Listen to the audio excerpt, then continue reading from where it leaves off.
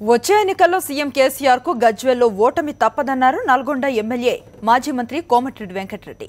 TRS ప్రభుత్వం 2.5 ఏళ్ల పాలనలో ఏ ఒక్క హామీని నెరవేర్చలేదని ఆయన విమర్శించారు.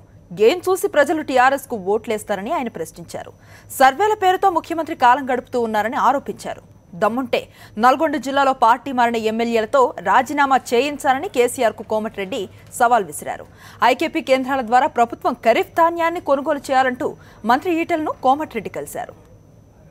మీ సర్వేలో మాకు వచ్చే 8 స్థానాలు ఏదో చెప్తే నేను గతంలో చెప్పినట్టు మొట్టమొదటి గజ్వేల్ స్థానం మా కాంగ్రెస్ పార్టీ కోటాలు వేసుకుంటూ మీకు వచ్చే 10-12 స్థానాల పేర్లు కూడా చెప్తాం. మేము మాకు సర్వేలు అవసరం లేదు. మాకు జనంలో ఉన్న స్పందన కానీ, రైతుల్లో ఉన్న స్పందన కానీ, రైతులు ఏ విధంగా బాధపడుతున్న పరిస్థితి, ఇలా గ్రామీణ ప్రాంతాల్లో మేము తిరుగుతున్నప్పుడు మీరు ఏం హామీ ఇచ్చిండ్రు అంటే ఇలా ఎందుకు ఓటేస్తారని కేసీఆర్ అనుకుంటున్నావు అర్థమైతే ఒక్కటి చెప్పాలి. ఆయన అంటే నువ్వు దళిత సీఎం చేసినందుక దళితులు ఓటేస్తారని, దళితులకు 3 ఎకరాలు ఇచ్చినందుకు నీకు ఓటేస్తారు అనుకుంటున్నావు వాళ్ళను.